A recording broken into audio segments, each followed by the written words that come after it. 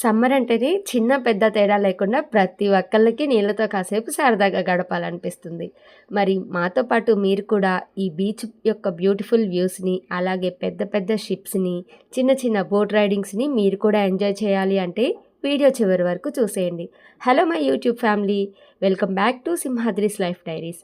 ఈరోజైతే ఒక బ్యూటిఫుల్ వీడియోతో, చిన్న బోట్ రైడింగ్ వీడియోతో, అలాగే బీచ్ ఎంజాయ్మెంట్తో మీ ముందుకు వచ్చేసాను. ఇక్కడైతే మేము మన నెల్లూరు జిల్లాలో ఉన్న కృష్ణపట్నం పోర్ట్ దగ్గరకైతే వచ్చామన్నమాట. ఒక చిన్న బోట్ రైడింగ్ ట్రిప్ అనుకోండి. ఇప్పుడు మీకు కనిపిస్తున్నదైతే క్రెయిన్స్, అంటే మనకి షిప్స్ వచ్చినప్పుడు మనకి లైక్ జేసీబీస్ ఎలా లోడ్ చేస్తాయో అలా లోడ్ చేయడానికి క్రెయిన్స్ లాగా యూస్ చేస్తారు. ఇక్కడ నేను కూడా షిప్ ఆపరేట్ చేస్తున్నాను, మీరేం భయపడకండి. ఇక్కడ ఇంకొక షిప్ చూసారా, కేసీ మ్యారిటైమ్ అని ఒక షిప్ అనమాట. అది కూడా మనకి అదర్ కంట్రీస్ నుంచే వస్తుంది. సో ఆ క్రెయిన్స్ అని చెప్పాను కదా, వాటిని మీరు కూడా ఇలా దగ్గరగా చూడండి. సో ఆ క్రెయిన్స్ అనేవి ఆపరేట్ అవుతూ ఉంటే మనకి లోడింగ్ అన్లోడింగ్ అనేది జరుగుతూ ఉంటుంది. ఇప్పుడైతే మనం ఎక్కిన బోట్ అనేది చాలా స్పీడ్గా తీసుకెళ్తున్నారు. ఇది బీచ్ మిడిల్లో. ఇప్పుడు మీరు చూస్తున్నదైతే ఎస్ఎస్ఐ ఎక్సలెంట్ అనేది ఒక షిప్ నేమ్ అనమాట. ఇది మనకి బయటకు చూడడానికి చాలా చిన్నగా కనిపిస్తున్న, లోపల 6-7 ఫ్లోర్స్ అయితే ఉంటాయి. ఆ 6-7 ఫ్లోర్స్ పైకి ఎక్కి మనకి షిప్ ఆపరేటింగ్ ఇది జరుగుతూ ఉంటుంది. ఇక్కడ మీకు వాటర్ అనేది అవుట్ఫ్లో అవుతుంది కదా. సో షిప్ లోపల యూస్ చేసిన రిమైనింగ్ వేస్ట్ వాటర్ అంతా ఇలా మనకి బీచ్లోకి కలిసిపోతుంది అనమాట. ఆల్మోస్ట్ అన్ని షిప్స్లో జరిగేది ఇదే, సో ఇగ్నోర్ చేసేయండి. ఇలా ఎస్ఎస్ఐ ఎక్సలెంట్ అని, సోలార్ ఐకాన్ అని, ఇలా మనకి షిప్స్ అనేవి రకరకాల నేమ్స్ అనమాట. సో ఇవి చాలా షిప్స్ మనకి యుఎస్, యూకే, ఆస్ట్రేలియా ఇక్కడ నుంచి వస్తూ ఉంటాయి, ఎక్స్పోర్ట్ అవుతూ ఉంటాయి. కోల్ అనేది, ఆయిల్, ఇవి ఎక్స్పోర్ట్ ఇంపోర్ట్ అవుతూ ఉంటాయి అన్నమాట ఇక్కడ నుంచి మనకి. సో ఇక్కడ చూసారా పెద్ద క్రేన్ మనకి పైన కనిపిస్తూ ఉంటుంది.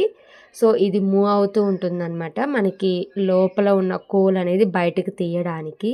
అంటే వాటర్లో నుంచి కోల్ తీయరండి. సో అందులో ఉన్న కోల్ని మనకి బయటకు తీసి నెల్లూరులో ఉన్న వెహికల్స్ అవి వాటి నుంచి ఇంపోర్ట్ చేసుకుంటాం మనం. సో అక్కడ ఫ్లాగ్ కనిపిస్తుంది కదా మనకి, యునైటెడ్ స్టేట్స్ ఫ్లాగ్. సో ఇలా చాలా రకాల పెద్ద పెద్ద షిప్స్ అయితే మనం చూడొచ్చు. సో మనకి అలో పర్మిషన్ తీసుకొని లోపలికి వెళ్ళాలన్నమాట. అందరికీ అయితే అలో ఉండదండి. అదేవిధంగా మనకి ఈ పోర్ట్లో ఎర్లీ మార్నింగ్ అవర్స్లో, అలాగే ఈవినింగ్ అవర్స్లో మనకి పెద్ద పెద్ద డాల్ఫిన్స్ కూడా వస్తాయన్నమాట. సో మేము వెళ్ళేటప్పటికి మార్నింగ్ 8 o'clock దాటిపోయింది కాబట్టి మనకి ఫ్లో అనేది ఎక్కువ ఉన్నా కానీ డాల్ఫిన్స్ అయితే లేవు. ఎప్పుడైతే వాటర్ ఫ్లో అనేది ఎక్కువ ఉంటుందో అప్పుడే డాల్ఫిన్స్ అనేవి అవి గుంపులు గుంపులుగా వస్తాయని చెప్పారనమాట. ఇక్కడ మీకు ఒక టెంపుల్ కనిపిస్తుంది కదా, ఆ టెంపుల్ అయితే వినాయకుడి టెంపుల్ అండి. సో టెంపుల్ మొత్తాన్ని ఒకే రాయితో కట్టారంట. ఆ టెంపుల్కి కూడా అందరికీ అలో ఉండదు. సో పర్మిషన్ తీసుకొని మాత్రమే వెళ్ళాలంట. సో అన్ని టైమ్స్లో కూడా ఆ టెంపుల్ ఓపెన్ ఉండదని అయితే చెప్పారు అక్కడ.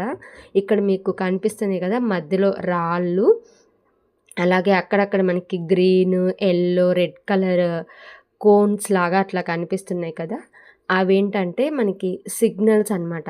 వాటర్ ఫ్లో ఎక్కడ ఎలా ఉంది, డెప్త్ ఎక్కడ ఎలా ఉంది అనేది. ఇక్కడైతే మనం ఒక పెద్ద షిప్లోకి ఎక్కబోతున్నాము. సో ఆ ల్యాడర్ హెల్ప్ తోటి మనం షిప్లోకి అయితే ఎక్కాలి. ఇక్కడ చూసారా బైనాక్యులర్ విజన్స్ అనమాట. అంటే షిప్ని ఆపరేట్ చేసేటప్పుడు నైట్ టైమ్స్ కానీ లేదా అలాంటప్పుడు ఎలా మూవ్ అవుతుంది ఏంటి చూడాలి అంటే మనం బైనాక్యులర్ విజన్స్ వాడతాం కదా. సో అది ఇంకా ఇక్కడ షిప్ ఆపరేట్ చేసేటప్పుడు యూజ్ చేసే సిగ్నల్స్ కానీ, ఫోన్స్ కానీ మొత్తం మనకి ఇక్కడ ఇలా అరేంజ్ చేసి ఉంటాయి. చూడడానికి మనకి షిప్పే కదా ఎక్కేసేయచ్చు అని అనుకుంటాం, కానీ అంత ఈజీ ఏం కాదండి. 4-5 ఫ్లోర్స్ పైకి స్టెప్స్ ఎక్కాలి. అది చాలా చిన్న వేలో ఎక్కాల్సి వస్తుంది. సో అన్ని షిప్పులకి లిఫ్ట్ ఫెసిలిటీ అయితే ఉండదన్నమాట. మీకు ఇందాక చెప్పాను కదా కోల్ ఎలా తీస్తారు ఏంటి అని. ఇలా మనకి ఒక్క షిప్లో 4-5 బ్లాక్స్గా అయితే డివైడ్ అయి ఉంటుందన్నమాట. సో ఒక్కొక్క బ్లాక్లో కొన్ని టర్న్స్ ఆఫ్ కోల్ అయితే మనకి ఉంటుంది. ఇందాక చూపించాను కదా క్రెయిన్స్, ఆ క్రెయిన్ హెల్ప్ తోటి ఇలా మనకి కోల్ అనేది తీసి ఇక్కడ మీకు పక్కన వెహికల్స్ కనిపిస్తూ ఉంటాయి, వచ్చి వెళ్తూ ఉంటవి. సో ఈ క్రెయిన్ హెల్ప్ తోటి కోల్ అనేది తీసుకొని ఆ వెహికల్స్లోకి ఫిల్ చేస్తాయన్నమాట.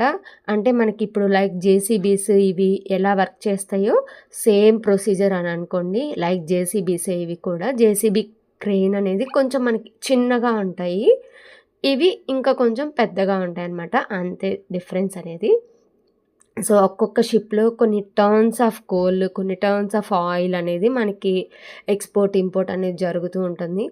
అలాగే ఇక్కడ చాలా చాలా డస్ట్ అనేది ఉంటుందండి.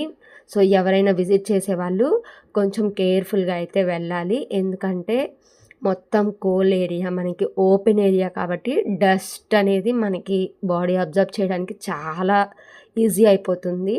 సో వెళ్ళే వాళ్ళు కొంచెం జాగ్రత్తగా వెళ్ళాలనుకుంటున్నాను. ఇక్కడ చూసారా, మళ్ళీ అక్కడ వెహికల్లోకి ఫిల్ చేసేసి మళ్ళీ ఇక్కడికి వచ్చి మళ్ళీ తీసుకుంటుంది అనమాట. మనకి జేసీబీ ఎలా ఆపరేట్ చేస్తారో ఒక పర్సన్ ఉండి, ఇక్కడ కూడా అంతే ఒక పర్సన్ ఉండి ఇది అంతా ఆపరేట్ చేస్తూ ఉంటారనమాట.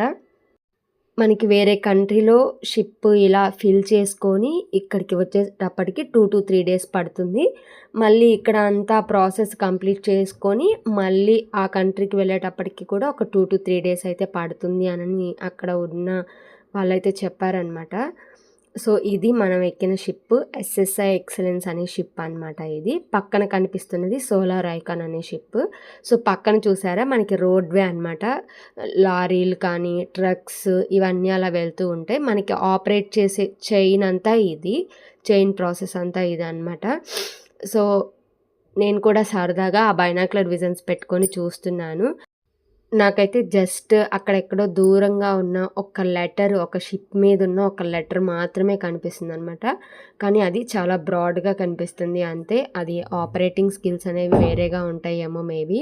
చూసారా ఇక్కడ ఆ స్క్రీన్ మీద ఇప్పుడు ప్రజెంట్ ఉన్న షిప్ ఎక్కడుంది, ఆ బీచ్లో ఎక్కడుంది అనేది అక్కడ క్లియర్గా ఉంది. సో షిప్ షేప్లో అయితే ఉంది.